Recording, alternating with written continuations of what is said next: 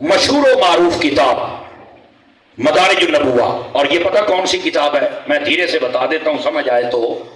جب سیدی و سندی اعلی حضرت امام احمد رضا خان فاضل بریلوی رحمۃ اللہ تعالی علیہ آپ سے یہ استدعا کی گئی کہ آپ بھی سیرت پر کوئی کتاب لکھ دیں، تو آپ نے فرمایا شیخ محقق کی مدارج النبوہ کے ہوتے ہوئے ضرورت نہیں میں محسوس کر رہا، یہی کتاب کافی ہے.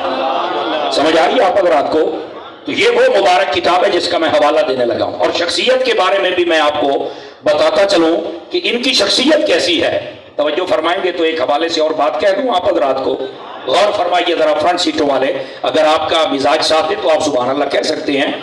آپ چپ بیٹھنے سے آپ کو کچھ بھی نہیں ملے گا، بولنے سے آپ کو سبحان اللہ کا ثواب ملتا رہے گا، یہ پکی بات ہے. یہ شیخ محقق کی وہ عظیم ہستی ہیں جن کے بارے میں اہل حدیثوں کا بہت بڑا مولوی سیالکوٹ کا ابراہیم میر سیالکوٹی وہ کہتا ہے ان کے بارے میں کہ یہ وہ ہستی ہیں شیخ محقق رحمت اللہ تعالی علیہ جن کی کتابیں میں پڑھتا ہوں کہ مجھے نفع ہوتا ہے. کہتا مجھے بہت نفع ہوتا ہے. تو میں نے کہا مولانا ویسے تو تمہارے عقیدے میں یہ بھی ہے کہ اللہ کے علاوہ کوئی جس کا نام محمد یا علی ہو وہ نفع دے ہی نہیں سکتا، تو اب حضرت کی کتابیں نفع دے رہی ہیں، کو خدا کا خوف کرو، ماننے پہ آؤ تو کتابیں نفع دیتی ہیں، نہ ماننے پہ آؤ تو نبی کا نفع بھی نہیں مانتے ہو یار. یہ میں صرف جگانے کے لیے آپ کو کہہ رہا ہوں تاکہ بات سمجھ آ جائے نا. کہتے ہیں کہ میں یہ جب کتاب پڑھتا ہوں تو مجھے بہت نفع ہوتا ہے. میں نے کہا یہ نفع ہی تو ہے، ہمارے بزرگ دے سکتے ہیں تو ہمارے نبی کیوں نہیں دے سکتے ہیں؟ سمجھ آ رہی ہے آپ حضرات کو؟ تو بہرحال یہ بس اوقات لفظ اور جملے لکھ کے بیچارے پھنس جاتے ہیں. یہ آپ تاریخ اہل حدیث نامی کتاب پڑھ لیں، اس کے اندر یہ موجود ہے جو میں نے آپ کو سنایا. میں نے کو ہوا میں تیر نہیں مارا. فرنٹ سیٹوں والے دھیان فرمائیں میری طرف، بات سمجھ آئیے آپ حضرات کو؟ تو یہ اس بندے نے بھی لکھا ہے کہ یہ شیخ محقق رحمت اللہ علیہ آپ اتنی عظیم ہستی ہیں. اور پھر صرف یہاں تک بات نہیں ہے، اگر آپ جاگیں تو میں تھوڑا سا ایک بات اور آگے بھی کہہ سکتا ہوں آپ حضرات کو. یہ دیوبندیوں کا بہت بڑا مولوی جس کا نام اشرف تھانوی ہے اور لوگ اس کو سب کچھ سمجھتے ہیں، اس نے اپنی کتاب الافادات یومیہ کے اندر لکھا ہے کہ بہت سارے اللہ کے ولی ہیں کہ جن کو اکثر بلکہ ہر روز حضور کا دیدار ہوتا ہے، ان کو صاحب حضوری کہتے ہیں. اور وہ لکھتا ہے کہ جن کو ہر روز دیدار ہوتا ہے ان میں سے ایک شیخ محقق عبدالحق قدس دہلوی بھی ہے. آواز بہت کمزوروں والی آئی ہے فرنٹ سیٹوں والوں، سمجھ آ رہی ہے؟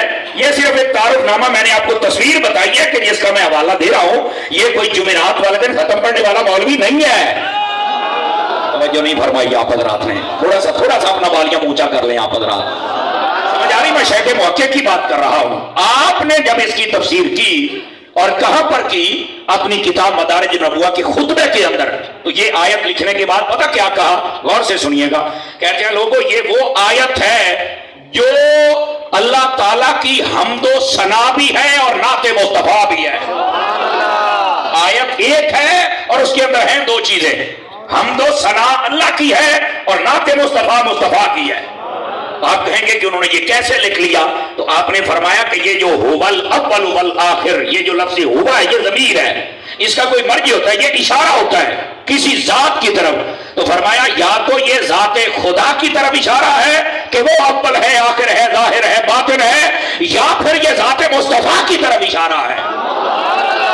سمجھ آ رہی ہے آپ حضرات کو؟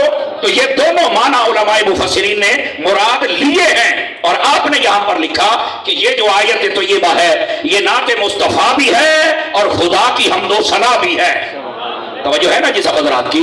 اچھا اگر ہے تو پھر تھوڑا سا اور آگے چلیے کہ اس سے یہ دو معنی کیسے مراد ہو گئے. یاد رکھ لیں یہ جو علماء تفسیر ہوتے ہیں یہ جب میدان تفسیر کے سمندر میں غوطہ لگاتے ہیں تو پھر جو موتی ملتا ہے وہ جب لوگوں کے سامنے رکھتے ہیں تو پھر مزہ آتا ہے. اس کا مطلب کیا ہے سمجھ آ رہی ہے؟ اب یہ لفظ ہوگا یہ اللہ کی ذات کی جانب بھی اس کا اشارہ ہے، اللہ کی ذات کی جانب کہ اللہ اول ہے، آخر ہے، ظاہر ہے، باطن ہے. اگر یہ مراد لیا جائے تو بالکل ٹھیک ہے. یعنی اللہ اول ہے، یہ ساری مخلوق جب نہ تھی تب بھی اللہ ہے اور جب نہ ہوگی تب بھی اللہ ہی ہوگا. آواز بہت کمزوروں والی، 5 کلو کا سر ہلانے سے گزارا تو نہیں ہونے والا نا. ذرا دھیان فرمائیے آپ حضرات اس حساب سے. اور پھر اللہ تعالیٰ ظاہر بھی ہے اور باطن بھی ہے. ظاہر اپنی قدرتوں سے حساب سے اور باطن اپنی حکمتوں کے اعتبار سے. سمجھ آ گئی ہے؟ اگر یہ معنی مراد لیا جائے تو یہ بھی بالکل ٹھیک ہے، اس پر